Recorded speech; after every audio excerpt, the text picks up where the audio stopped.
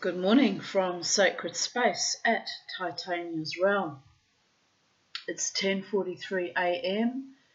on the 6th of April 2025 and it's reasonably, very cloudy but reasonably nice day outside, although I haven't been outside, to be honest. I didn't get much sleep last night. I went dancing last night and even managed to mosh for about the last half hour or so when they reached the songs that I could mosh to, and there were songs that I requested. Paulie asked me for requests and they played every song, which I thanked him at the end and said that was so lovely of you because it's meaningful to me because it's my birthday next week. And he said happy birthday and I said thank you, and then I left because it was, the night was over and I was up peeing all night long, and I peed a lot during the day yesterday. And it's odd because the night before I got through the night without having to get up, so odd. But this has been going on for about 3 weeks and it's deteriorated quite rapidly. So I spoke to my psych this morning to query with him if I'm better off going to see my private urologist or go straight to the Mater. I was going to go to the Mater today, but I haven't had any sleep and I feel like hell. And it's pretty bad when you feel too sick to go to the hospital. I'm a bit like that. I'm a bit nuts like that, people. I don't want to give in to anything. I just keep fighting and fighting and fighting and fighting, like some intrepid berserker in the Viking raids. Am I right? Yes, or like the Picts, I should paint my face blue and scream, freedom! Well, I better be careful what I ask for because I could get that freedom in a new paradigm. Someone recently wanted to bless me with. It's looking a bit like that could be a potentiate people. I don't want to scare anyone, but I made a comment the other day that I'm sliding fourth base into my 60th, meaning that I was just going to take things very slowly and graciously. No, fucking have to take myself off to hospital and get these 3 teeth removed because they're not good either and they're probably contributing to the bladder issues, and round and round we go. But you know what? I've survived everything else that life has thrown at me. I'm just going to be toothless and sleepless in a streak of running piss. Well, not literally, because thank the gods, at least I'm still continent. But yeah, it's the Botox treatment that I've been avoiding for 12 months. I'm going to have to submit to that. And so I'm having kind of a breakdown over that because I really didn't want poisons being put into my body every 6 to 12 months. It's supposed to be, the marvellous treatment for bladder overactivity and overproduction, but, it stops the spasming of the actual nerves and that. But by the gods, it's botulism, people. Anyway, if I'm going to survive on this planet beyond my 60th, I'm going to have to submit and just accept that that's the best practice and the best they can offer me, and try and survive at least another 5 to 10 years. Am I right? Oh dear goddess. What is survival on this planet worth these days? But it's a human condition, isn't it? To fight for yourself and just keep going no matter what, no matter who.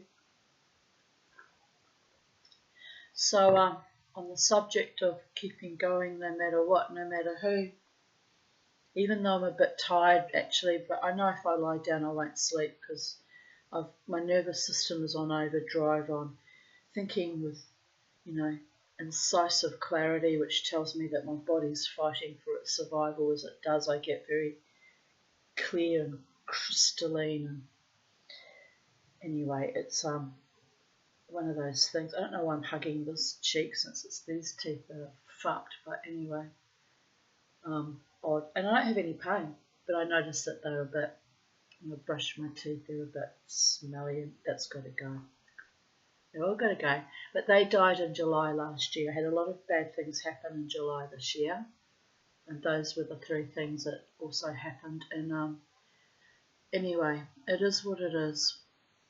I'll get them, well, I have to get antibiotics and then I'll have to get them potentially removed. And it means my whole left side of my face will be all sunken in and ugly and no one will ever love me again. Oh, smallest Philo. Diddly, diddly, diddly, diddly. Welcome to Crondom. It's had to happen sooner or later, and I've done well fighting as long as I have. So it's not actually that much of a tragedy. It's just that I'm not looking forward to losing even more teeth. Teeth are very precious to me because it's a trauma issue because my mother was very abusive around issues to do with teeth. And we won't go into that. Again, I probably talked about it in another video. We won't go into that. I'm not going to dwell on that consciousness. So I thought I'd continue reading Great Mysteries of the Modern World because something to do, take my mind off, you know, waiting to go to the market. I will go to the market tomorrow. I've promised my psyche and I've promised myself I'll pull myself together and I'll sit there even though sitting in ED departments are very triggering for me, and I'll ask for the treatment that's necessary, and I want to cry when I think about it because I've fought it so long. I've fought it so very long. But anyway, so it explains why I've been a bit emotional because my psych said to me that having rotten teeth can cause a low-grade sepsis. Remember I said the other day, why am I crying all the time in the middle of my videos? I never cry. Very rarely anyway. So it's odd, but now we know why. So I don't know why I can't figure these things out for myself. I'm supposed to be an intelligent woman, but I go into some kind of fugue state or denial, and it's odd. Anyway, the Mama T, aka the Tanya, aka the psychedelic dreamer, is looking more beautiful than she's ever looked in her life. I don't know what that's about, actually, given how unwell I actually am at the moment. And ironic. And she's fighting forwards as she has done every day of her life. And she's going to get her shit together and get hopefully better, not bitter, and get on with her life and, you know, continuously strive for equilibrium and equanimity and sanguinosis and peace and happiness, however that manifests. And I'm grateful to my truly loving friends, and thank you again to Paulie, who made last night very special by, you know, having the band play all my requests. So it's very kind, and I feel very nurtured in a way, in that sense, and it's lovely.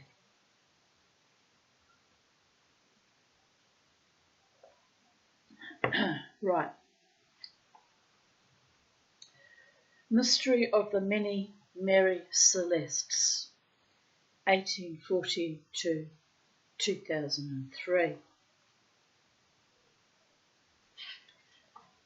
On 4th of December 1872, the American brigantine Mary Celeste, this is by the way going to be quite a long video because it's a long chapter.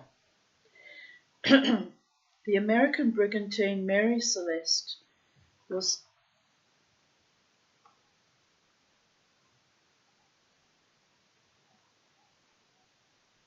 okay, that's a bit odd. Felt like something put their hand on my thigh, like just kind of pressed into my thigh. I thought, oh, maybe I was pressing into I've got a pen holder there, but no, it wasn't close to where my thigh is. Probably some muscular twinge because I danced hard last night. I can't be dying, people of Earth, because I did the mosh for about half an hour, I think it was. 4 or 5 songs. What's that? 3 minutes a song. Three times 5, or 15 minutes. Or maybe some songs are slightly longer. Anyway, it felt like I moshed for half an hour. But I danced too, earlier in the night. I danced from the moment I arrived. So, all this exercise once a week keeps me alive, people of Earth, but sends my nervous system into a bit of a tailspin because I'm kind of struggling with all my issues, and it's like time fighting, space banditing, oxygen thieving, and staying in love with my beautiful friends who love me back, as I do every day. Right, where we will start that chapter again. Stop poking into me, whatever that is. Now it is poking into me, but it's lower down. I'll move it out the way. It's very distracting. Dear Goddess. On 4th of December 1872, the American brigantine Mary Celeste was discovered adrift in the Atlantic.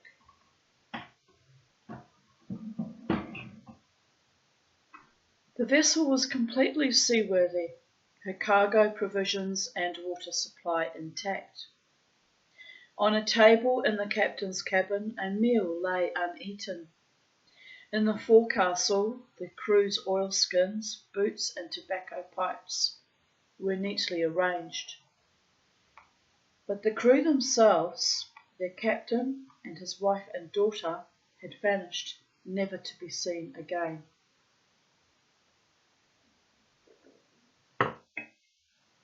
Historians habitually describe this bizarre episode as the greatest of maritime mysteries, but the facts suggest otherwise. Crews and passengers had puzzlingly disappeared from intact vessels before, and the extraordinary Mary Celeste phenomenon would repeat itself throughout the 20th century and into the 21st, when a ghost ship was found floating and inexplicably abandoned off the Australian coast.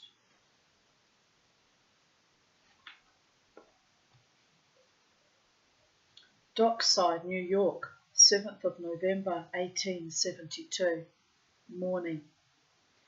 For the dark-haired 17-year-old beauty, Catherine Richardson, this was the saddest of days. Less than a month had passed since she married her beloved childhood sweetheart Albert, and here she was today on a bleak wharf far from their native Maine, waving farewell to him, saying goodbye when their lives together had scarcely begun.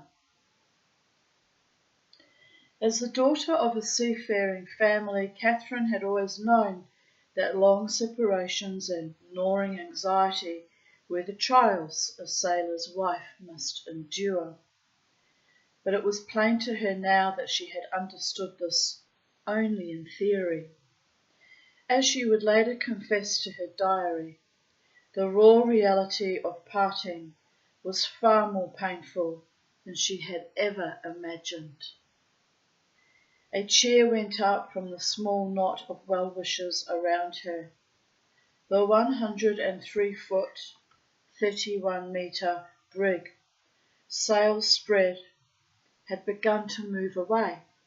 Catherine's tears almost blinded her to the sight of her lanky, boyish-looking husband, Albert Richardson, first mate, craning over the rail, arms outstretched, as if intent on somehow diminishing the fast-growing gap between them. Oh, that's just lovely, isn't it? True love, people. It exists. True love. Sarah Briggs, I'll turn it up much colder. Sarah Briggs, 30, wife of the captain, leaned by the rail with her 2-year-old daughter, Sophia, waving alongside Albert to the forlorn girl on the dock. In her 9 years of marriage, Sarah had endured many such wrenching farewells.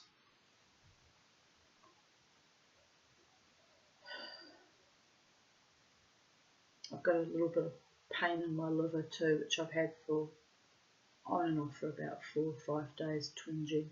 I really probably should go to Marta today.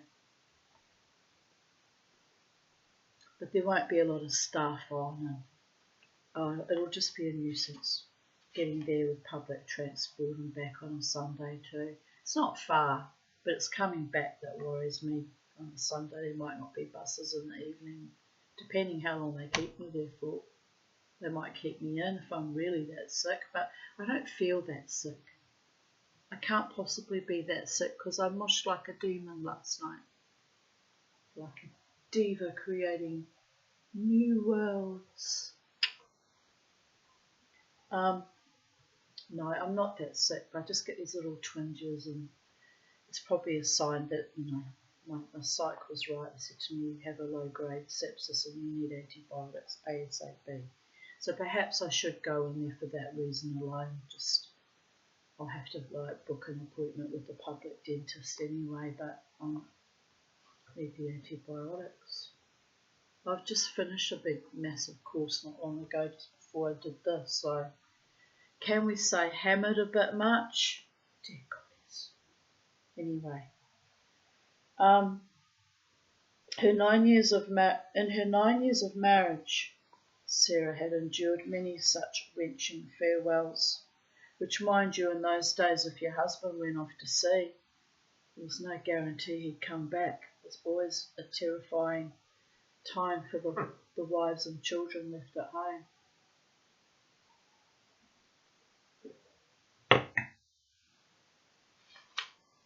On the bridge stood stern-faced, spade-bearded Benjamin Spooner Briggs, 37, captain and part owner of the Mary Celeste.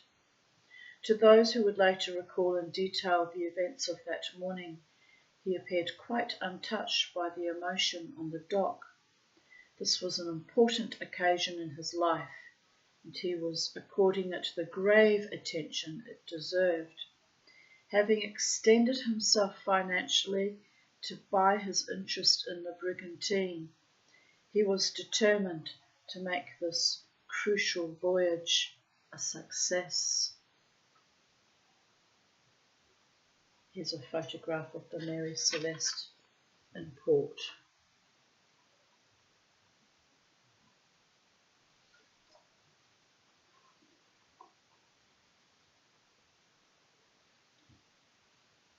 Mary Celeste steered a path through the clamour of the harbour, past cutters, customs boats and noisy tugs, and headed toward the open sea. To Catherine and her companions the ship was a blur now, the loved ones on their deck, invisible. None of those left behind in New York guessed that they had seen the people aboard for the last time.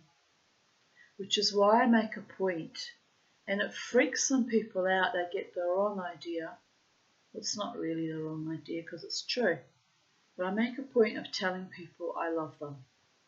Sometimes they freak out about that, but it's important because, with all my varied health issues and all the misadventures I've gone through in recent months, you just never know, do you, when it might be the last time you see someone. So, my philosophy is tell the people you care about that you love them. It doesn't mean you're trying to lure them into some torrid affair or roll in the hay or destroy their lives. It just means that you love them because they're your friend, and I look for the love of all the gods. Anyway, because I've been so unwell, my mad meanderings and my fugue states and channelings and things have definitely jumped in and out of me. Now I know why. I've been there unwell, not realised. Dear goddess. So I sabotaged a very precious friendship to myself. That meant a lot to me. But anyway, it is what it is. It's done. I can't undo it, and maybe one day that person will forgive me. But whether I'll be here for them to forgive me or whether I'm not here for them to forgive me, it's irrelevant really, isn't it? When you fuck up, you've got to admit that you've fucked up. And it was all to do with feeling, distressed that I couldn't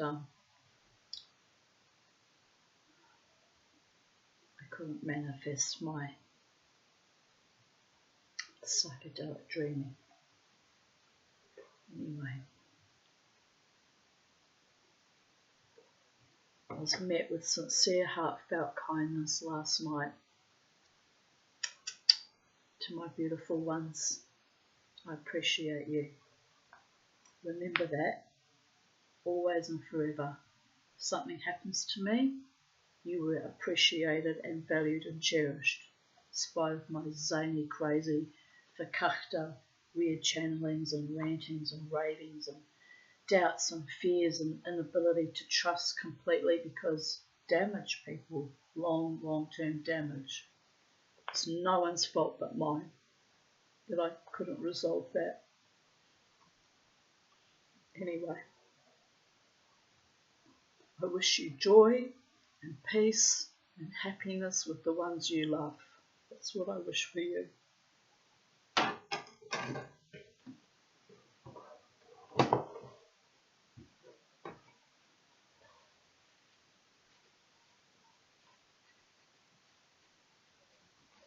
And the next few months, I'm going to focus on resolving these health issues. Probably take, I don't know how long it will take for the Botox treatment to get implemented because I'm on the waiting list. Probably 3 months, I'd say 3 to 6 months. And the teeth have to be dealt with ASAP, so next few weeks. Happy fucking birthday, by the way. Having your teeth ripped out of your skull. Not my idea of fun, but it is what it is. It may not come to that, but I'm pretty sure it will. And I'm just going to have to look after myself and focus on, who I am as a person and what I'm becoming, and give myself the grace and the comfort and ease of knowing that I am loved in rather extraordinary ways by the most wonderful people, and I am grateful, and I'll just have to, pull myself up like I do mid-mosh sometimes and keep dancing my way through life and living my best life with harm to none and competition with none. So it is done.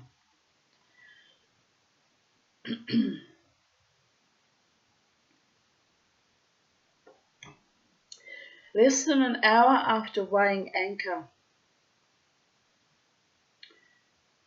the 290-ton brigantine was under full sail en route to Genoa, Italy. Her principal cargo was grain alcohol in 1,700 red oak barrels, an investment from which Benjamin Briggs and his partners were confident of making a large profit. For weeks, the buoyant Briggs had been telling associates that this would be Mary Celestes' maiden voyage. But the assertion applied in reality only to the name freshly painted on her prow. The vessel had been launched 12 years earlier from the Joshua Dewars shipyard on Spencer Island, Nova Scotia. Sailing under the name Amazon She had survived a long string of misfortunes, including a fire, 2 collisions, and a near-fatal wreck.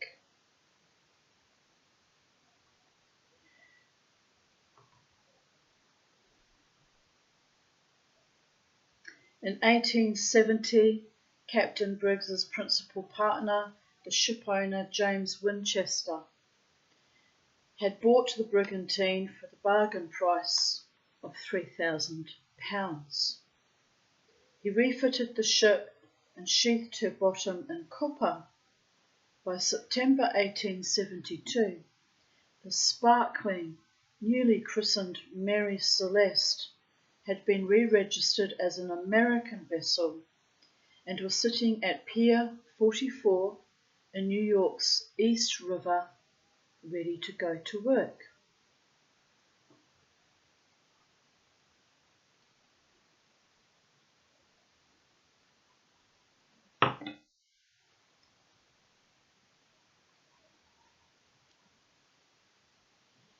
Captain Briggs chose 7 known and trusted men to sail with him.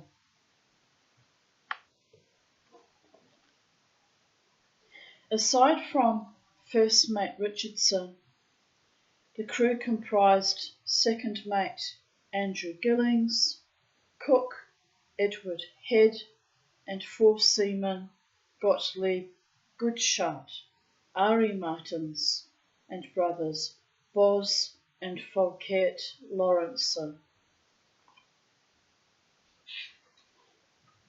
Mrs. Sarah Briggs and 2-year-old Sophia were making the journey at the captain's request. Sophia's brother, 7-year-old Thomas, had hoped to come too, but his father insisted that he stay home to continue his schoolwork. Sarah Briggs had sailed with her husband before and knew how tedious the long hours at sea could be. To relieve the monotony, she had brought along a sewing machine on which she would make clothes for her children, a box filled with toys for Sophia, and a handsome musical instrument, the new melodeon, which Benjamin had bought her for a past birthday, and at whose keyboard she was now adept.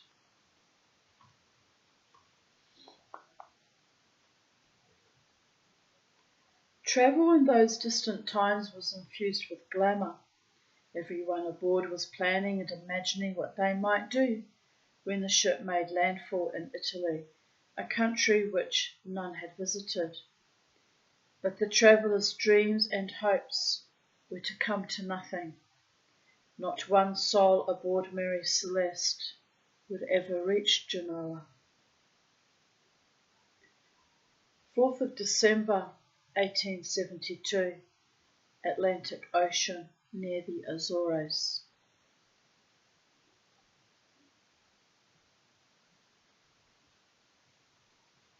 David Morehouse, captain of the British cargo brig Gracia, sensed immediately that something was wrong. The vessel, roughly 2 miles, 3 kilometres to the northwest, sails set and blossoming, seemed to be moving erratically in the light breeze. Morehouse signalled. There was no reply. De Gracia steered closer. The keen-eyed deck boy was first to notice it. "There's no one at the wheel," he shouted. "No one there." Before long, the mysterious ship was looming above the little De Gracia, and everybody aboard could now read its name, Mary Celeste. To Captain Morehouse, the revelation came as a shock. He knew this ship and her captain well. He and Benjamin Briggs had dined together only a few weeks earlier. Morehouse ordered his first mate, Oliver Devoe, and 2 seamen to take a boat and board Mary Celeste. The 3 men searched the brigantine from end to end. It was completely and eerily deserted. But everywhere they found signs of seemingly recent occupation. Mrs. Briggs's sewing machine had been used for hemming a small girl's dress, which lay folded on a chair.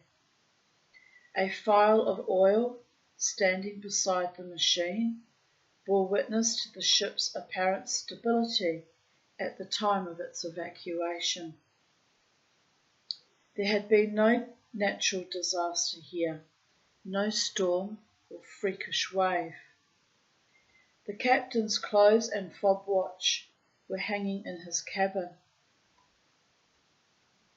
On a table nearby, a meal, cutlery arranged neatly beside it, lay untouched. In the forecastle hung what seemed to be most of the crew's boots and clothing.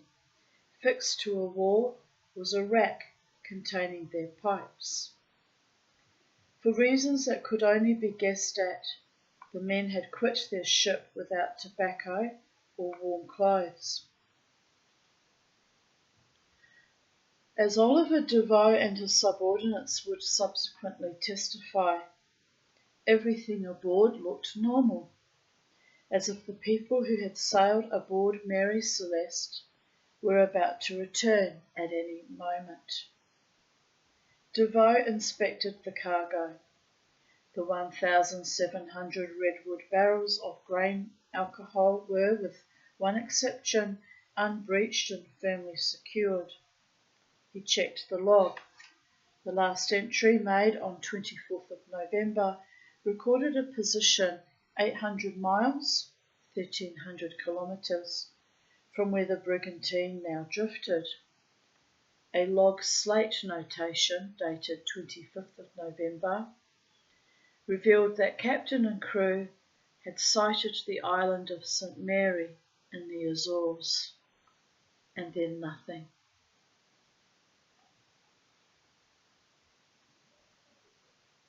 Working night and day, Devoe and his 2 men sailed the ghost ship 600 miles, 965 kilometres, to Gibraltar, where they dropped anchor on 13th of December.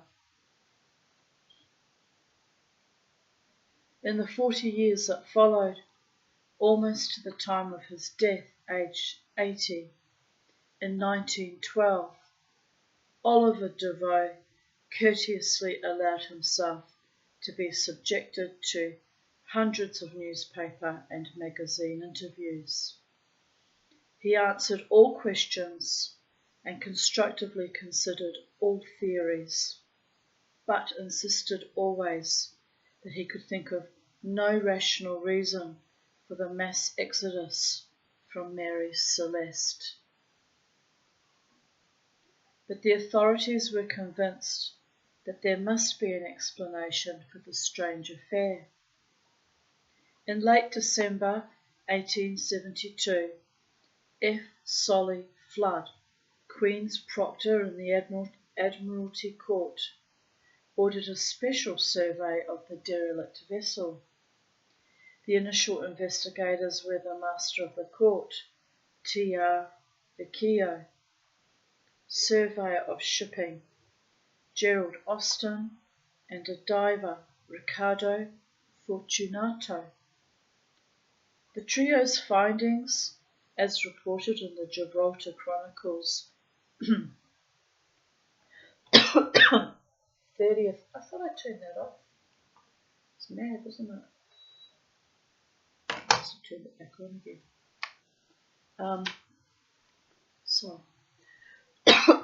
The trio's findings, as reported in the Gibraltar Chronicles, 30th of January 1873 issue, were that the derelict known as the American brigantine Mary Celeste appeared to be in a substantially serviceable condition. The hull exterior, below the waterline, exhibited not the smallest trace of damage, and nor was there the appearance that the vehicle had come into any kind of collision. The state of the ship's interior only intensified the investigators' puzzlement. A very minute survey showed most clearly that not only had the vessel not sustained any accident, but that she could not have encountered seriously heavy weather.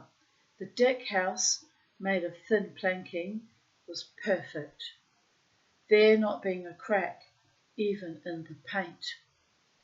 The seamen's chests and the clothing found were perfectly dry, some razors even being quite free from rust. Square panes of glass were also found stowed unbroken, and a small phial containing oil for use in a sewing machine was found in a perpendicular position, which, together with a thimble and a reel of cotton nearby, had not been upset, as must have been the case if the ship had been subject to any stress of weather.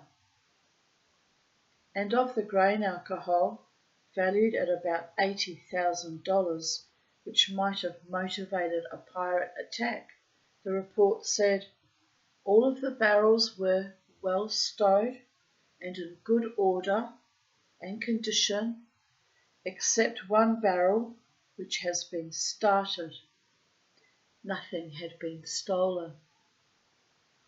Mr. Austen concluded, the captain, B.S. Briggs by name, is well known in Gibraltar. I'll just take this for a moment, just one moment.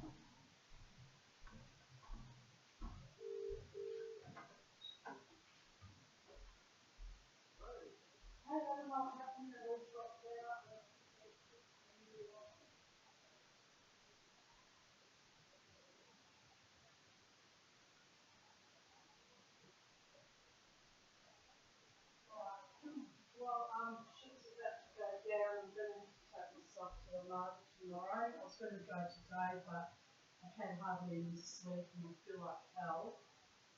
So I'm making a video at the moment. So I've sort of yeah, I've spoken to Brian and he said I've probably got a low grade sepsis, which is why my blood is worse than normal. But it's been bad for 3 weeks anyway, but it's probably connected to the teeth. He said I need antibiotics ASAP. And I said my anxiety's been really extreme, so he's sending me a script for Valium, which I hate Valium, but I knew that I need it. And he's going to talk to Dr. Hurst and get her to push for the Botox, which he's still willing to pay for, but I said no, I'm not having you do that because I'm on the waiting list at the moment anyway, so she just thought she would have to push me off on the list, I guess. Yeah, but I mean it'll depend on if they deem it urgent enough. So I'm kind of panicking, and then I thought if I go today, there's not much public transport. And I'm better off going tomorrow. And so I'm still went round in circles with that. But anyway, he said to me, yeah, that it'll probably be connected to the teeth, so I'm going to follow that, so I need to get those 3 teeth pulled. So then I look fucking ugly, Jared, and then half my teeth missing, which I'm already missing quite a few now in the last few years, 2017. So I'm a bit distraught, to be honest, but anyway, what can I do? Yeah. And I've got to get that bladder sorted out. I've got to have the Botox because it's just getting worse and worse and worse. I'm gonna die. I mean, look, I'm gonna die this year anyway, but at the moment it's like, I can see it's just deteriorating really rapidly. But having said that, I went dancing last night, moshed like a diva, creating new worlds. I don't know how I do it, because I went to Lynn's first and I peed and peed at her place, and then I got to the car and peed 3 times there, danced wildly, got home, peed all night, and had 3 hours sleep. I was like, oh, this is just insane. That's why I freaked out this morning. I've got to do something, can't go on like that. But anyway, I finished my video, and probably another hour, and then I'll call you back if that's okay.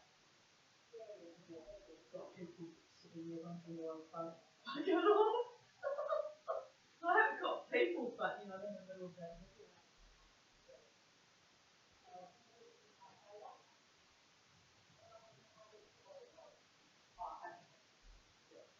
Alright, talk to you later. Bye.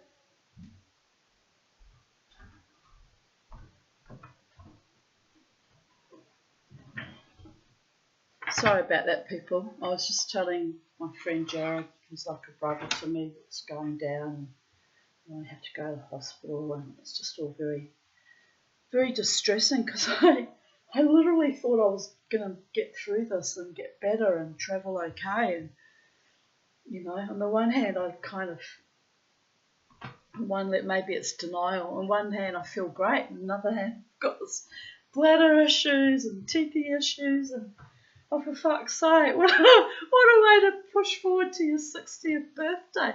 I mean, I almost have to laugh. It's insane, people are there.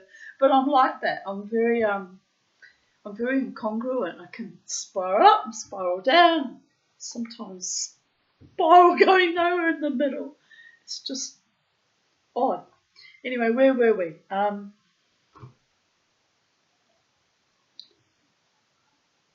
Right, they've worked out that the pirates hadn't done anything because the grog was still there, $80,000 worth of grain alcohol, which would be what, whiskey or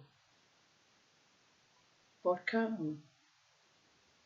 I suspect they mean whiskey.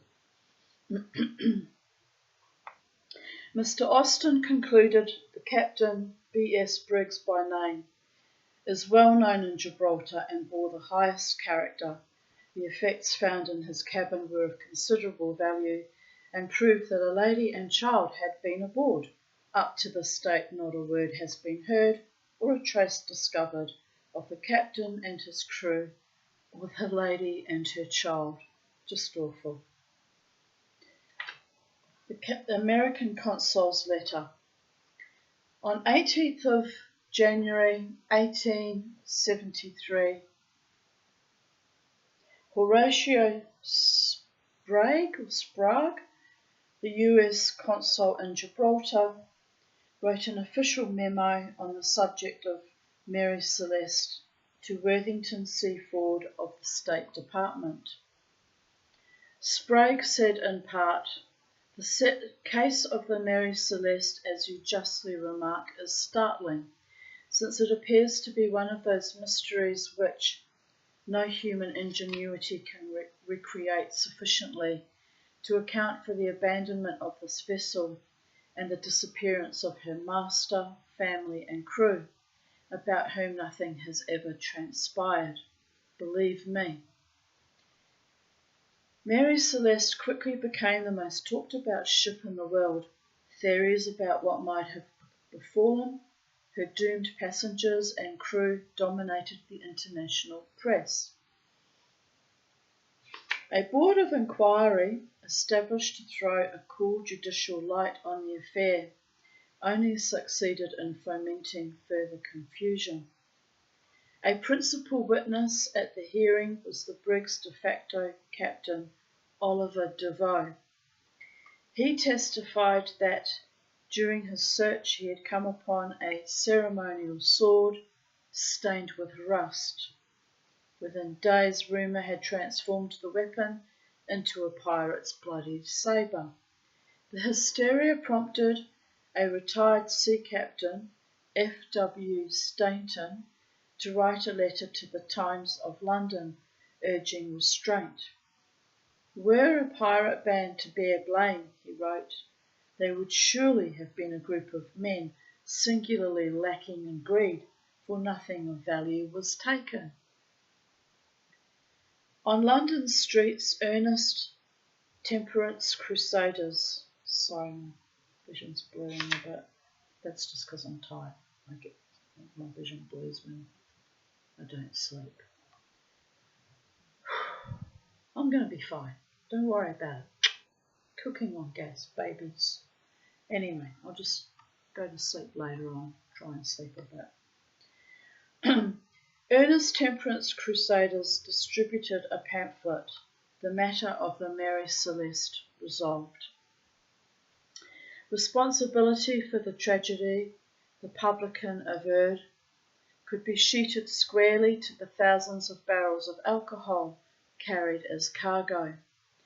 Fumes from these inadequately sealed containers had driven the sailors mad, prompting them to kill the captain along with his wife and child, then dumping them into the ocean before fleeing by boat. The fatal weakness in this argument was that the Gibraltar investigators had checked the cargo and found it securely stored. Another theory, rejected by the inquiry, was that the crew had been eating bread made from rye rather than wheat. When wet, rye breeds a fungus that can cause insanity if ingested. But again, the Gibraltar investigators and others that followed them had declared the brigantine's food and water stores to be in excellent condition and sufficient for 6 months at sea. No wet or even previously wet bread had been found. In 1884, Arthur Conan Doyle, creator of Sherlock Holmes, muddied the issue further by writing a short story, Habakkuk Jeffson's Statement, for the Cornhill magazine. The narrative, filled with sensation and surmise, described the fate of a brigantine, Marie, spelling in situ, Celeste. Forgivably, many readers confused this imaginary vessel with the Mary Celeste of 1872. More than one popular historian in the late 19th century ignorantly aped Doyle's spelling of the ship's name, presenting his fictions as fact. False trails continued to appear up to the eve of World War I. In 1913, a schoolmaster, Howard Linford, published in London's Strand magazine a collection of letters and notes which he claimed had been given to him by a dying employee, Abel Fosdyke. In these journals, subsequently proved spurious, Fosdyke alleged that Captain Briggs had taken him aboard Mary Celeste as a secret passenger after Fosdyke confided to the captain that he had to leave New York in a hurry. One afternoon, the almost certainly fictitious Fosdyke wrote, the captain and first mate Richardson had had a bitter argument about a man's ability to swim fully clothed. To demonstrate that it was a simple matter, Captain Briggs jumped overboard, challenging Richardson to join him in the water. The entire crew, accompanied by Mrs. Briggs and her child, crowded onto a small upper deck, which had been built exclusively for the little girl to play on. Abruptly, the structure collapsed under the crowd's combined weight.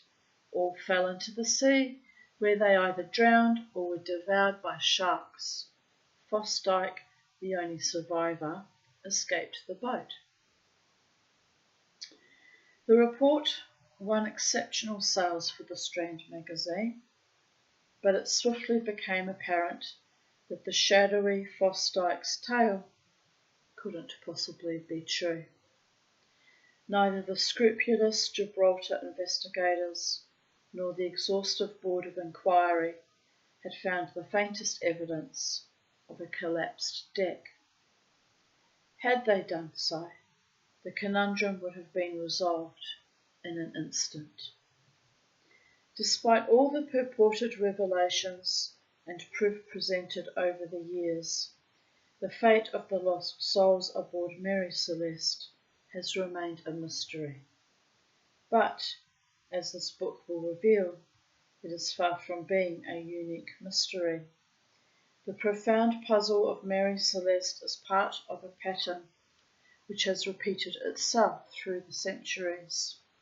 A pattern whose meaning at this time eludes understanding.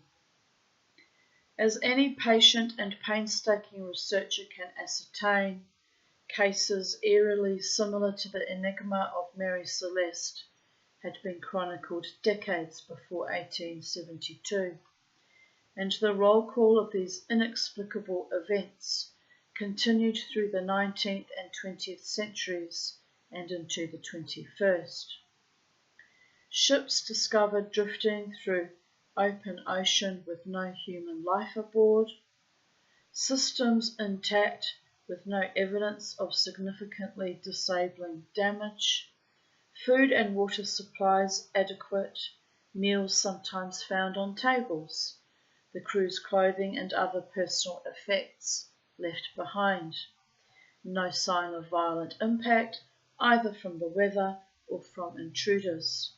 Ships in whose cabins valuables, jewellery, cash, documents remain undisturbed. Ships whose principal shared characteristic was, in short, the uncanny absence of people. I will focus first on the most recent of these events, the disappearance, early in the present century, of the captain and crew of High Aim 6.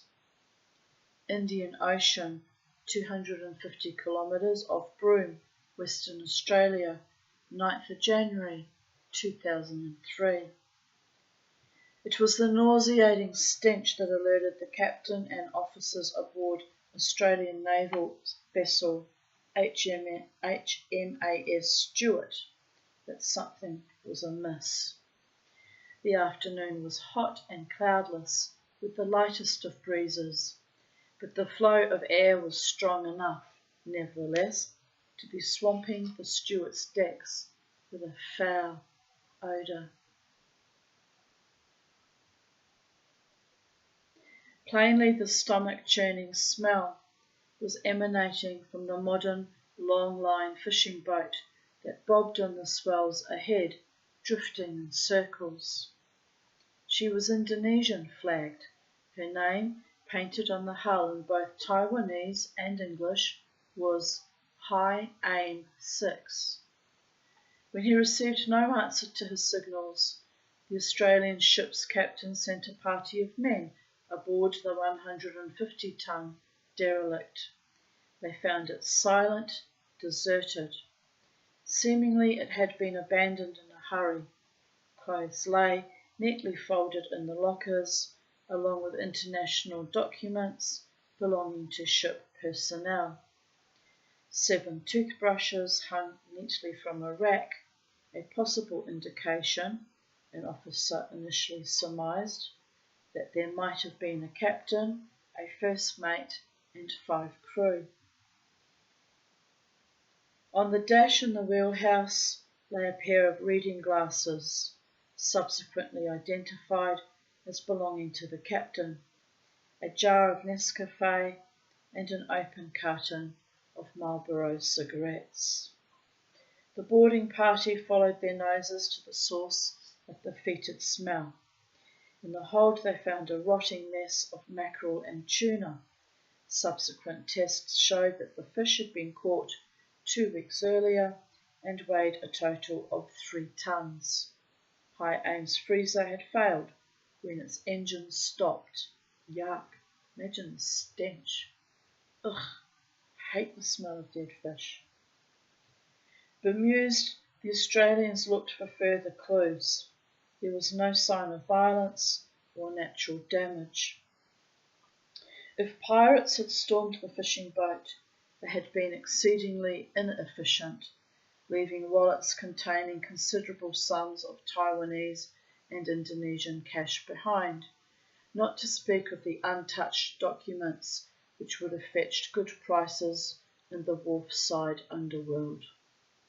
The vessel was carrying sufficient drinking water, fruit and canned food to last several months. Her fuel tanks were half full. If the captain and crew had simply abandoned ship, it was hard to imagine what their motive might have been. The men of HMAS Stuart nicknamed the ghost craft Mary Celeste. They towed her to a quarantine bay off Broome, where Australian Federal Police immediately began an intensive forensic investigation. Meanwhile, the Royal Australian Navy, aided by Coast Watch aircraft and a PC-3 Orion, conducted a 25,000 kilometre search around the area where the fishing vessel was intercepted. They found no trace of the missing seafarers. Police established that the mystery ship had left Taiwan on 31st of October 2002 and had last made radio contact with the owners, Sai Huan Shuhei on 13th of December, when she reported being near the Marshall Islands. Her Taiwanese captain was Chen Tai-chen, her chief engineer Lee Ah-dui. There were 10 Indonesian crew. The search coordinator Bill Graham told media reporters that he could find no plausible reason for the men's disappearance. Theories that pirates might have attacked the ship were widely dismissed in the press. A typical comment came from the Taipei Times, which described the notion as unlikely. The newspaper added, there was no sign of a struggle, and the hijackers almost certainly would have made off with the boat. After 8 months of fruitless investigation, the Federal Police transferred control of High Aim 6 to the Australian Fisheries Management Authority. The Taiwanese owners wrote to say that they did not want the vessel back, explaining that it would cost too much to make her seaworthy again. They omitted to add that superstitious seamen might balk at sailing in her. On 13th of January 2004, the Fisheries Authority announced that High Aim 6 would be hauled from the Broome mudflats on which she had lain beached through the previous year and sunk offshore as an artificial reef. Next day, Queensland's Courier Mail summated this decision in the terse headline, Ghost Ship will take her secrets to the grave.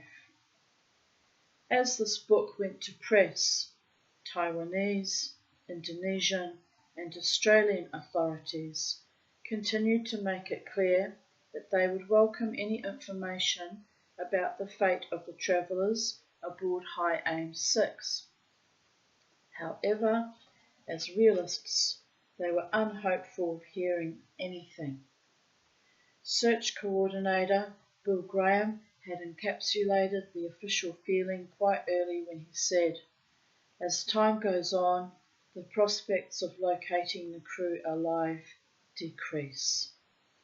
In the annals of the sea, cases of sailors disappearing without trace from their abandoned Mary Celeste-like vessels can be traced back 164 years.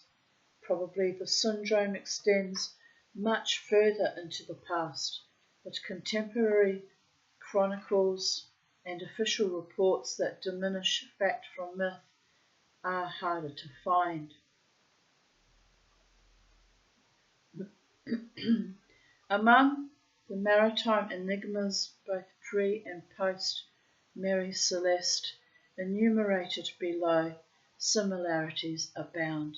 But the greatest similarity of all is that not one of the captains, crewmen, or passengers who had travelled aboard these abandoned ships was ever seen again, alive or dead.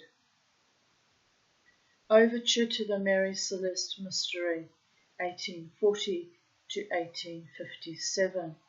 Rosalie, 1840. The records of the British Maritime Museum reveal that the large French merchant ship Rosalie was built in 1838 from 222 tons of timber.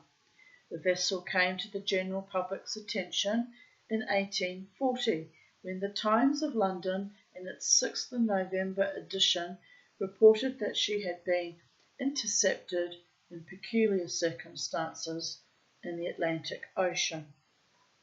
Rosalie, laden with what the newspaper described as valuable cargo, had been en route from Hamburg to Havana. She was discovered with sails fully set and on course, despite the fact that nobody was at the wheel. In the forecastle, trapped in its cage, drooped a starving canary. Along the deck, domestic hens pecked desperately for any trace of nourishment. Aside from the squawking of the fowls and the hushing of the calm sea, all was quiet aboard Rosalie.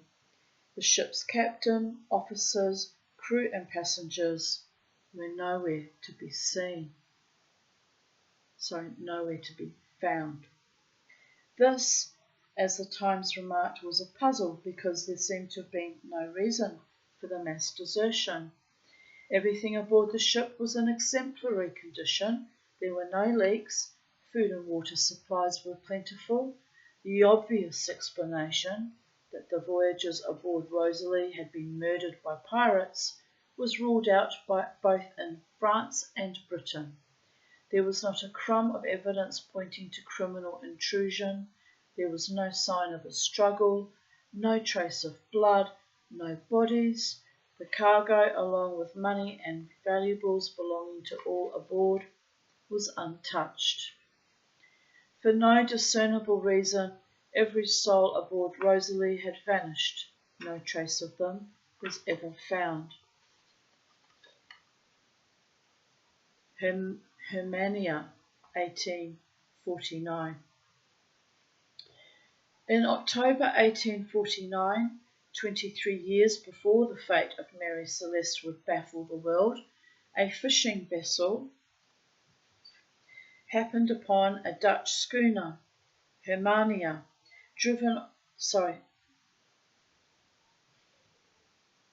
adrift off the coast of Cornwall in southern England. Like the other craft in these cases, she was in good condition, carrying adequate provisions. Her lifeboats had not been launched, but her captain and crew had vanished. Again, no remains were discovered. Unidentified bark, 1852. Another curious case, which preceded the Mary Celeste drama by 2 decades, was reported from the Gaspe Peninsula, Canada. The incident was recalled under the heading Mystery Ship in the Berwick Register of 15th of December 1915. The newspaper republished a correspondence detailed and circumstantial bulletin from Miramichi on 23rd of February 1852.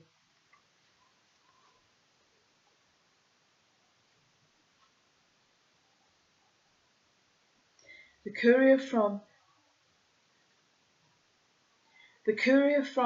Perce, P-E-R-C-E, to Restigouche has informed me that when he left below there was a large bark in the ice off Gasper. The bark had her foretop sail and jib set. 2 men by means of a skiff got on board and found her laden with red pine. There were 60 bags of bread and 20 barrels of flour, also the ship's papers. Pardon me. There appears nothing wrong with her apart from the loss of her rudder and part of the bowsprit. The bowsprit, that would be, the decoration usually of a woman coming up from the bow, isn't it? I think that's what they mean by that. A crew of men are going on board with the intention of working her out of the ice and taking her to some port in Nova Scotia or Newfoundland. There was not a soul to be found on board, yet, strange to say, none of the boats belonging to the ship were gone, all being in their proper place, so that what has become of the crew remains a mystery.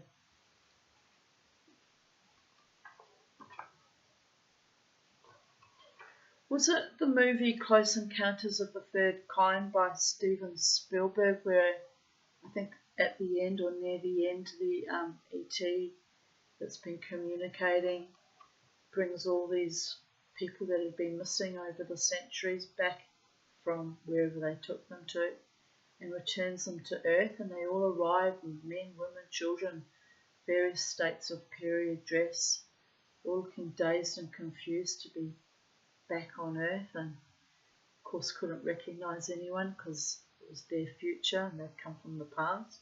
I love that. But that could happen one day, all these missing people that just vanished might one day be just as suddenly returned.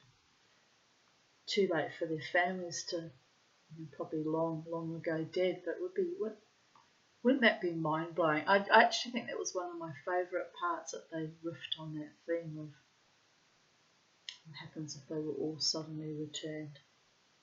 Anyway.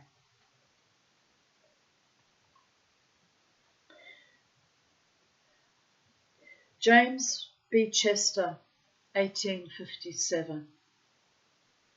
In October 1857, December in some reports, the bark James B. Chester was reportedly found becalmed in the Sargasso Sea.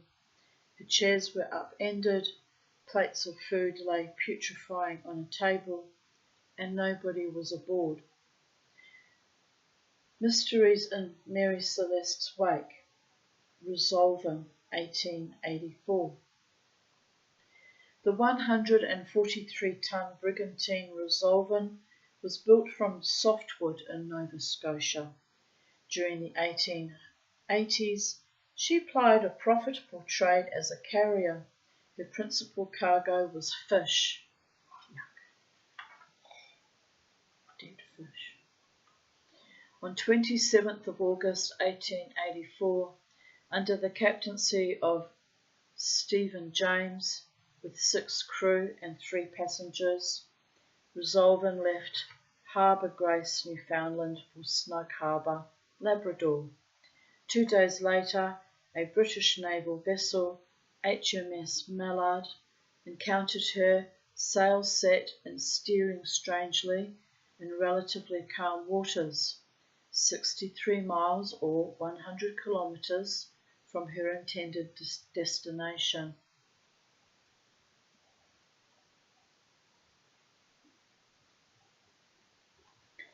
When her signals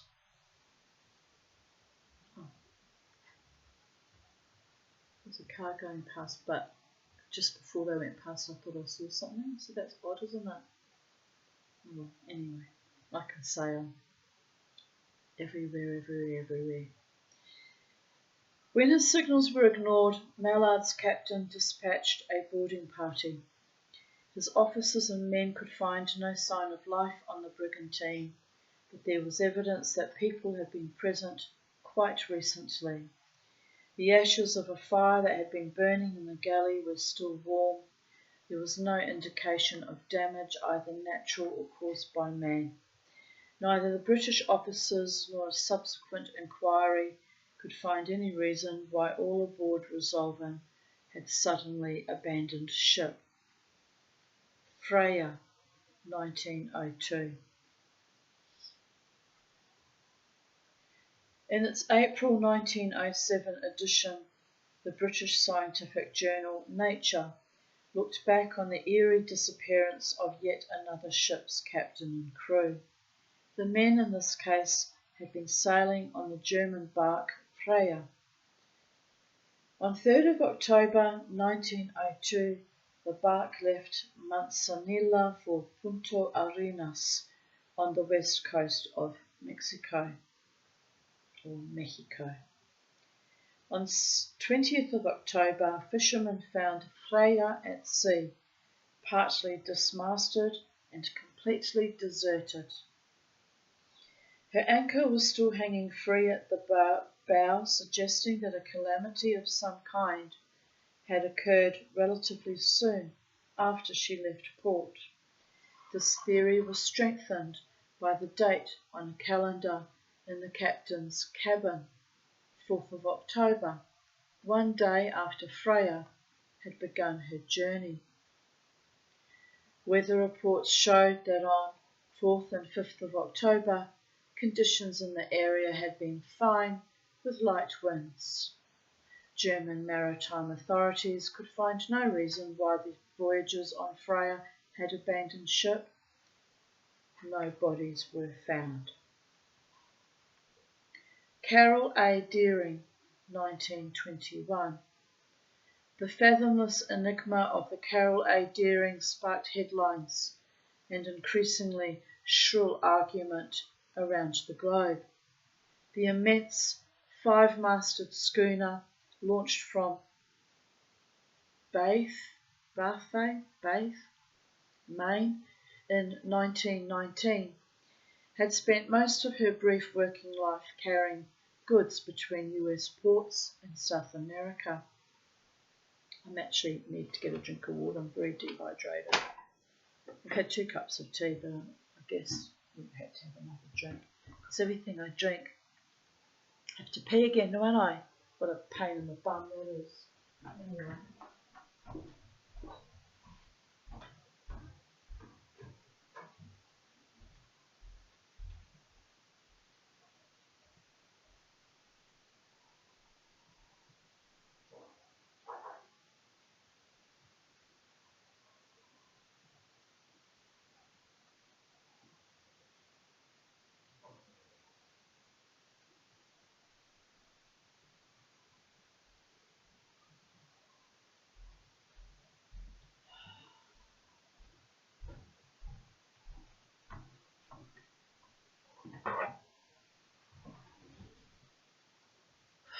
I'm also a bit worried that it might be something environmental causing the aggravation or irritation or the constant bladder overactivity, because I observed I didn't drink a lot. I had 2 Jack Daniels and a glass of ice, and I didn't even eat all of the ice, so probably equivalent to 3 glasses of water.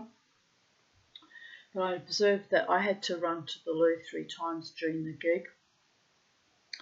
And other women that were present were also a couple of, at least, the same woman at least twice. So I thought, gosh, I'm not the only one that's having this issue with my bladder. And of course, you don't want to ask people, is this normal? Do you go through this a lot? Because it's embarrassing, people of Earth. It really is embarrassing. I'm not embarrassed because I've had to live like this for many, many years. So I've I'm over the embarrassment factor, but by the gods, just makes me wonder if there's something in our air or in our water or radiation perhaps. Getting a bit frightened, to be honest. Oh well, face everything and rise, am I right? No good being frightened. Just have to get healthier and get stronger and literally face everything and rise. But it does worry me when I see other people being affected too. Then I think, well, hang on a minute, if I'm not the only one, what's actually going on? But anyway, where was I?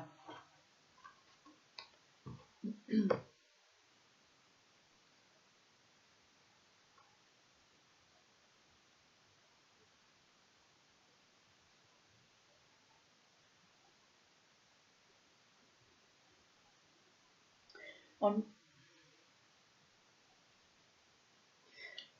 can't remember where I was. Oh, dear God, it's so unprofessional. I can't even read stories anymore. Oh well, never mind. I look back on my video one day and go, oh, remember? Oh, yeah, I remember that. Were you doing all right? Okay now, Tanya? You've kicked on a bit longer. I do that. I look on videos when I was very ill from a few years ago. Astonished how I've done a 180-degree flip and doing remarkably well, even though I'm not well right now. It's quite amazing in a way how stoic and determined I can be. And for what reason, actually? Refusing to submit to being weak and ill and vulnerable. I didn't used to be like this. I used to lie in bed for 20 hours a day, completely written off, and now I refuse to submit. It's odd, isn't it? I suppose the gift of old age, knowing that each day is precious and a gift, so you've got to grab at it a bit greedily and hold on to it. And if you have people that love you, try and keep them precious too. But I try not to hold on to people because that's toxic shit. And people want to leave your life, let them go and be at peace. It's the only way to fly, people of Earth. If I fight hard, all I end up is make a goddamn fool of myself, get even more distraught, and just become a laughing stock anyway. Been there, done that, got the t-shirt. So it is what it is. But, I have people who fight for me too. My beautiful psychiatrist who I spoke to this morning, well, not in voice, but, message about advice on whether I should go straight to the MARTA or wait till tomorrow. Anyway, I'm still tossing that up. It's not too late for me to still go to the MARTA this afternoon if I feel the need, but I think I'll just, take things easy today. Just calm myself down a bit and then go tomorrow, feeling a bit more mentally clear, otherwise I'll be a mess. And it's not good to be in hospital feeling like a mess, because it's not good for me to be vulnerable ever in an institution anywhere in the known cosmos. But anyway, I'm not being a drama queen about that either. It's based on lived realities. Anyway, where were we? On 1st of December 1920, she unloaded a cargo of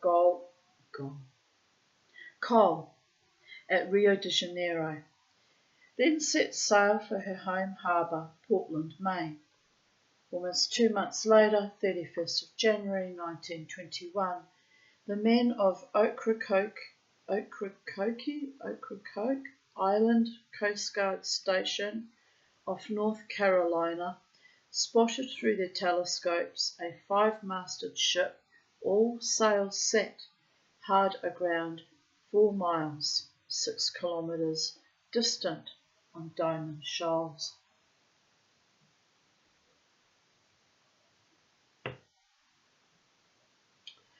After 3 days in which surf boats, fighting mountainous waves, failed to reach the vessel, rescuers set out a tugboat whose crew managed to board the stricken ship They identified her as Carol A. Deering.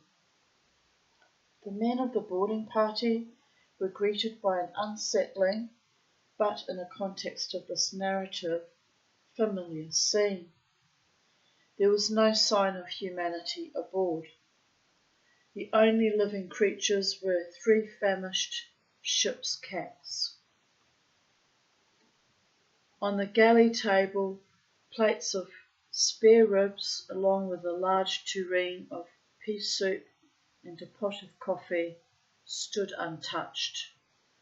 The food seemed still to be fresh, but, as the Coast Guards later testified, it could well have been preserved for days by the bitter weather.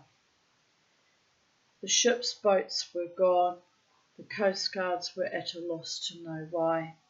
The grounded schooner was stable, and the sailors aboard would have been sensible to use her as a shelter until they were rescued. Obviously, something had prompted this mass desertion. The Coast Guard searched the schooner from stem to stern. They found no blood, no bodies, no evidence of any form of violence. The captain on this tragic final voyage had been a 66-year-old master mariner, Willis B. Wormwell. What a name, Wormwell. That would have been awkward. Oh well, you get used to it, I guess. He had plied this, and no offence to anyone else named Wormwell, it just struck me, especially with the first name Willis. Like, his parents were really out to get him, weren't they? I bet he got teased mercilessly when he was in school. Poor Willis. But anyway, he grew up to be a success and master mariner, so he can't have been teased too badly. Made something of himself. Says a lot, doesn't it? He applied this and associated routes for 25 years. All the mama managed to do was make her luck at errands before she fell into a pile of her own excrement. Not literally, but figuratively.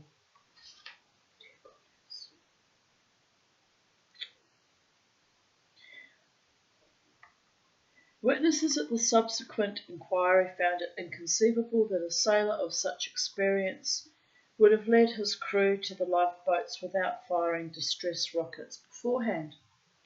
Signals that would easily have been seen by the 24-hour lookout 4 miles, 6 kilometres distant. By simply quitting the schooner, Captain Wormwell and his men would surely have gone to certain death among the shoals. What had driven them to such a suicidal act? Over the following 10 days, shipping and Coast Guard vessels scoured thousands of square kilometres of ocean, coves and beaches, seeking any trace of the 11 missing men or wreckage of the lifeboats in which presumably they had escaped. The search produced nothing. The controversy surrounding the crew's fate inspired such enormous press coverage that the then US Secretary of Commerce, Herbert Hoover, placed himself in charge of the investigation. That's my tummy rumbling. Oh well, I'm not that hungry either. It's just odd. You have to laugh. May 1921 brought an apparent breakthrough. A local seaman, Christopher Gray, went to Coast Guard headquarters with a letter which he said he had found in a bottle, washed up on a beach near his Buxton home. The message, purportedly from Carol A. Deering's engineer, Herbert Bates, read, "Oil-burning boat captured us.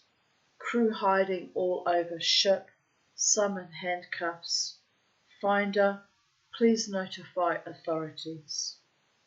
Herbert Hoover promptly summoned Bates's mother, the schooner's owner, Gardner Deering, and 3 handwriting experts. All confirmed that the letter was indeed in the hand of the chief engineer. But the bottle's finder, Seaman Gray, seemed to be enjoying his new fame rather too much. Suspicious, Hoover dispatched 2 federal agents to question him at exhaustive length. Gray buckled under the tough questioning and admitted that he had written the note, basing its uprights and distinctive narrow loops on a specimen of the engineer's penmanship. The federal investigation was back where it had begun, despite attempts decades later to rationalise the mass disappearance with stories of intrigue aboard ship. The fate of Captain Willis B. Wormwell and the 10 who had journeyed with him would never be known. Maybe Captain Willis B. Wormwell and his crew went into a wormhole. Well, you just don't know, do you? Stranger things have been known to happen out in the cosmos. Like Tanya Aarons' existence at almost 60. It's absurdist. Pushing forward, soon to be potentially toothless and even uglier than ever before. I'm upset about that actually.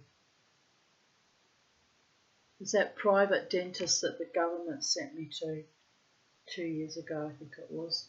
She said, oh, your teeth will go like piano keys, ping, ping, ping, ping, ping, instead of getting me proper treatment. It's just evil what's been done to me. But there's nothing I could have done. Didn't have any money. Gotta suck it up, buttercup.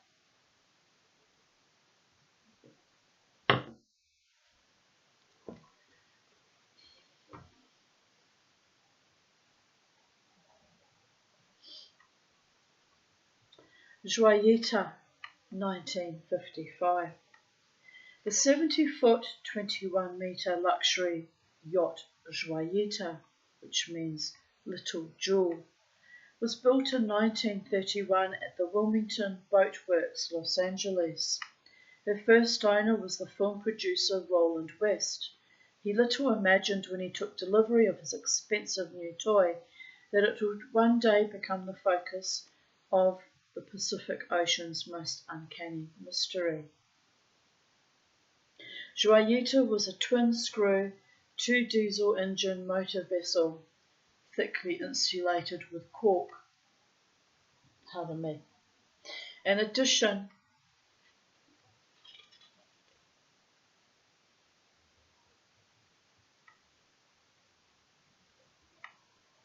her designers boasted that made her virtually unsinkable.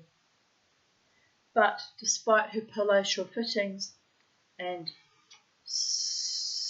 sybaritic comforts, I know Sybil's a prophetess, but sybaritic I've never heard of. Sybaritic.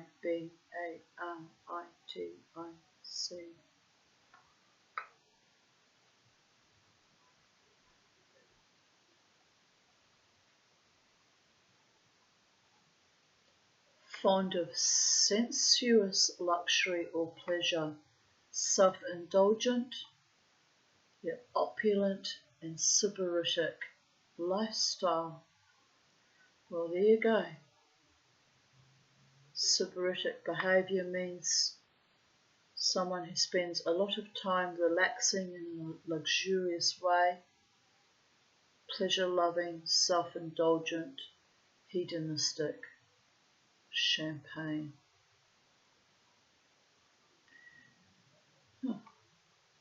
Very interesting.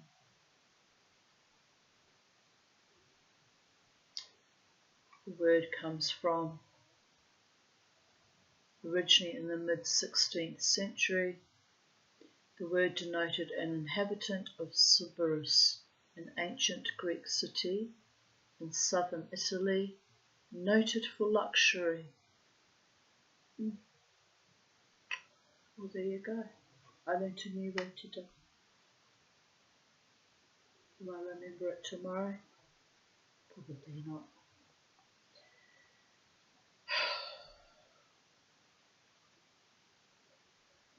Now I've lost my place where it even was.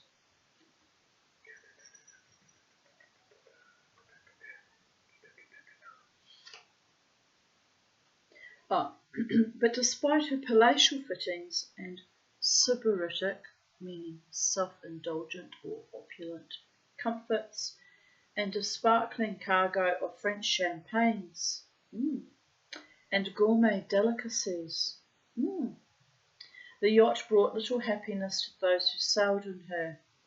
Joyita was the focus of trauma and ill luck, almost from the day she was launched.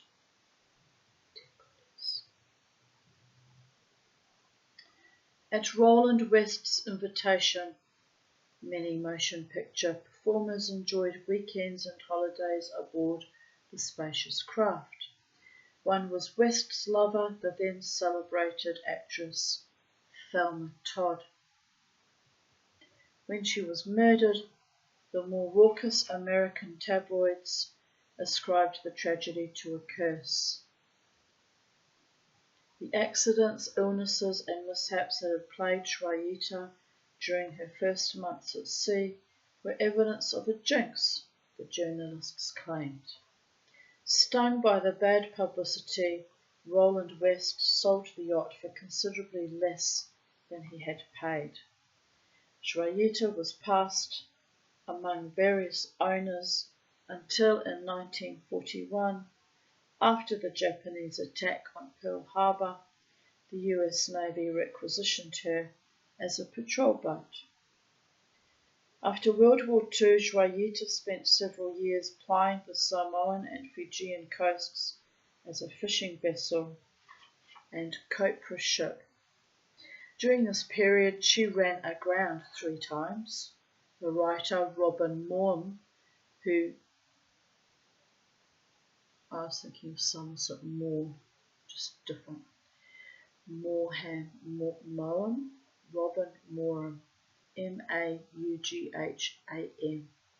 who briefly owned the yacht in 1950, was so disturbed by her dark reputation that she asked an Anglican, I'm really starting to decompensate, aren't I? That he asked an Anglican priest to conduct an exorcism ceremony on the deck. The request went all the way to the Archbishop of Canterbury, who was not believed to have given his assent. I wonder why not. It's an unlucky boat, it's clearly cursed. I know. In 1952, Dr. Catherine Lua-Mola of the University of Hawaii bought the yacht and chartered her to a Welsh friend, Captain T.H. Dusty Miller. He would meet his fate aboard Joyita.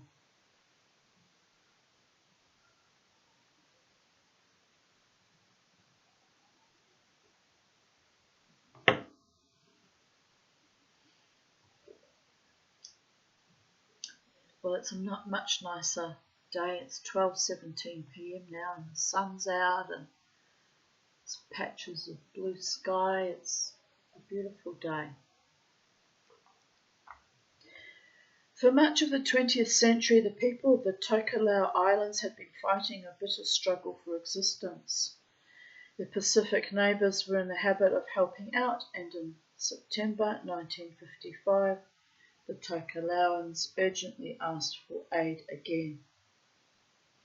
Poor food crops and an ailing economy had reduced living standards to below subsistence level. The island's flour, sugar, vegetables and fruit were almost gone. Medical stocks were dangerously low.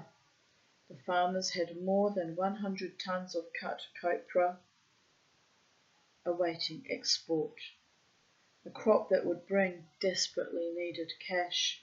if only they could afford the transport. The governments of New Zealand and Western Samoa commissioned Dusty Miller, captain of Jwayita, to take a cargo of relief supplies to Tokelau, then to load the copra and deliver it to Australian buyers.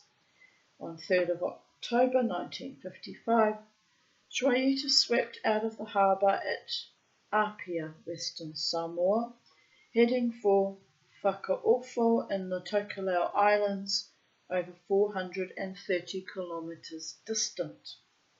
Aboard were 25 people comprising Captain Miller, 12 Samoan crewmen, 3 government officials, and 9 paying customers, among them 2 children.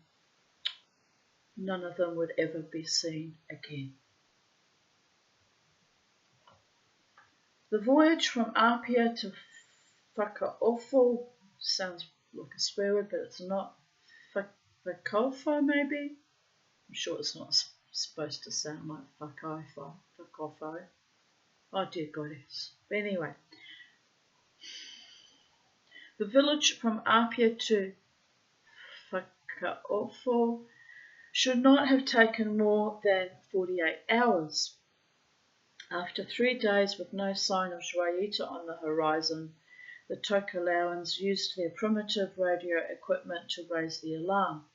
The Royal New Zealand Air Force mounted an extensive search which eventually covered more than 260,000 square kilometres of ocean, but found nothing. The breakthrough came 5 weeks later, on 10th of November 1955.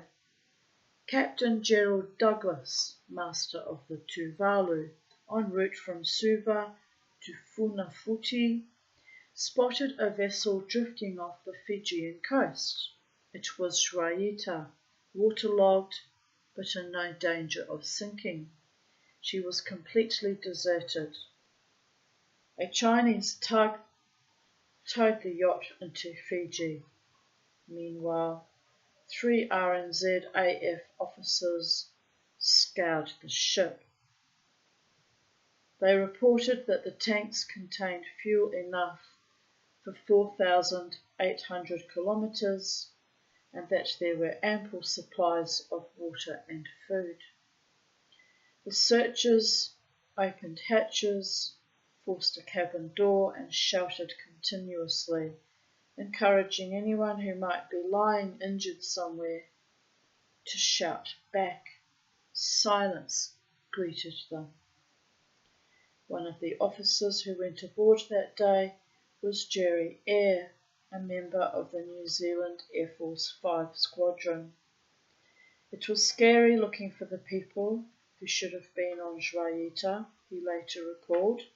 We found nothing, not even a scrap of paper or pencil. The ship was clean, no rags, nothing. But there was one small trail of evidence. The searchers discovered clues that led them to believe the abandonment of the Grand Yacht had occurred in 2 stages. They deduced that someone must have stayed on board after the others left, using an awning, either to catch water or provide shelter from the furious Pacific sun. In December 1955, a commission of inquiry sat in Western Samoa. After several weeks of intense investigation, it delivered a 315-page finding. Its conclusion: the fate of Jwayita's passengers and crew was inexplicable. But the world beyond the sweltering courtroom, with its lazily thwacking ceiling fans, wanted more satisfactory answers.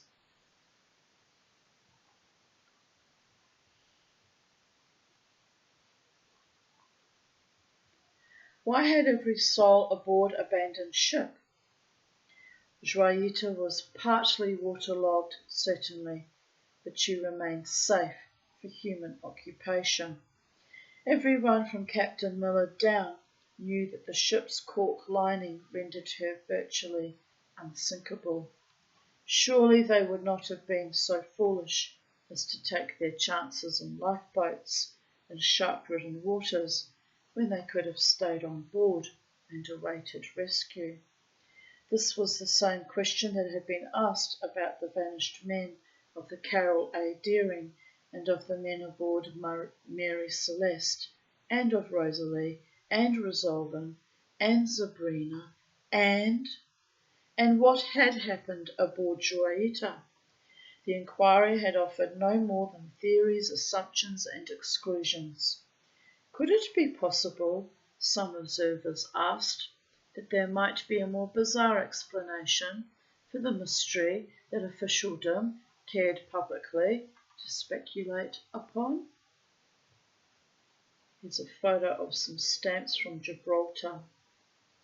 The mysterious history of Mary Celeste and her vanished captain, passengers and crew has been chronicled on the postage stamps of several nations. It's interesting, isn't it? Memorialising the people that way for a ghost ship.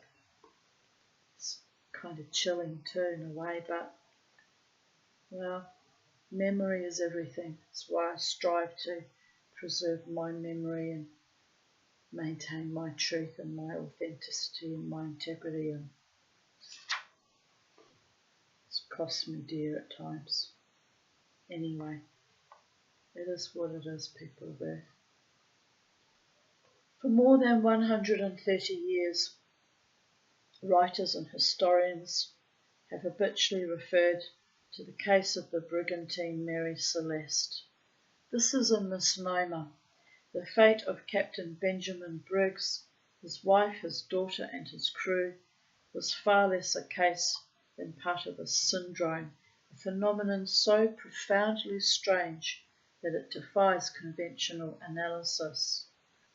I have confined this survey to large vessels from which there have been multiple arcane disappearances, but the Mary Celeste syndrome has also affected smaller craft with crews of 2 or 3. A common thread runs through these ship abandonments, namely that every person aboard every vessel has been missing. Where do they go? It might seem reasonable to expect that the law of averages, or of fate, or even of sheer fumbling luck would dictate that at least one life on one of these ships has been preserved, that at least a single person has been spared to tell the world what actually happened. But no. Nobody from 1840 through to 2003 has ever survived the Mary Celeste syndrome. The vanishing rate is always 100%. Enigma of the empty boat. 8 years after the Mary Celeste revelations mystified the world, a comparably strange disappearance occurred on the coast of the vast Australian continent. On a warm afternoon, 10th of October 1880, farm worker William Johnson was riding his horse near the coastal town of Bermagui, New South Wales. Bermagui? Bermagui. When he noticed something shining on the rocks. Walking closer, he realised it was a green fishing boat, its mast and sail lashed to the thwarts. Constable Berry, the policeman supervising Bermagui's newly discovered goldfields, inspected the boat and found papers and clothing belonging to 2 recently arrived Mines Department employees, English geologist Lamont Young and his German field assistant Maximilian Schneider. Also in the boat were effects belonging to its owner, Thomas Towers, and the seamen he regularly employed, William Lloyd and Daniel Casey. On the rocks near the boat were the remains of a meal, but the 5 men who conceivably had eaten it were nowhere to be found. The New South Wales authorities mounted a major investigation. Like Constable Berry before them, detectives could find no signs of a struggle. Significantly, no footprints led across the stretch of hard sand between the rocks on which the boat rested and the bushland beyond. Despite the New South Wales government's postings of increasingly large rewards, no one came forward to explain how 5 strong men, one of them described as a governmental servant of some importance, had vanished without trace. Police dismissed theories that the men might have drowned. If that had occurred, who had painstakingly dragged the boat across sharp rocks before depositing it 67 metres from the sea? After 4 weeks of searches involving almost 1,000 officials and volunteers failed to find any sign of the missing men, geologist Lamont Young's parents decided to take matters into their own hands. In a passionate petition to Queen Victoria, Mrs. Emma Young asked that Britain dispatch a new search party to find her most excellent and noble son. Through an aide, the Queen coldly expressed confidence in the efforts her colonial subjects were already making.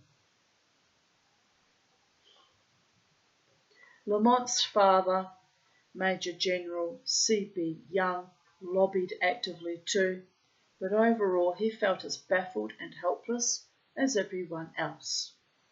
On 31st of December 1880, in a long letter to the New South Wales Under-Secretary of Mines, he wrote, "The universal conclusion of all parties in this country is that the 5 men could not have drowned or been murdered without leaving some trace behind." A journalist writing in the Sydney Morning Herald described the entire affair as unintelligible, adding, "This business is a puzzle enshrouded in an enigma." When Australia became a federation in 1901, police in all states still kept active files on the 5 missing men of Bermagui, but their fate remains as great a mystery today as when their empty green boat was first noticed on that sunny October afternoon. And thus concludes today's reading of, Mystery of the Many Mary Celestes. There you go, people of Earth. I'm quite tired now, which is good because I need to rest, but I'll get back to calling back my friend Jared, who I cut short because I was in the middle of this video I was making and have to prioritise whatever task is at hand. That's how my brain works. So, but I'll call him back. And yes, have a beautiful afternoon wherever you are. It's now 12:32 p.m. and 27 degrees Celsius, partly sunny. So have a beautiful day, people of Earth, and I'll be back no doubt tomorrow, unless I'm admitted to hospital, which I don't think I will be. I think they'll just give me a check out and push forward the waiting list for the much avoided and much dreaded Botox treatment. And then the Mama T will get healthy again and carry on with her life as she's always done, one way or the other. Anyway, bye for now. Goddess bless. Take good care. Be of good cheer. Mama T's holding her line, as always.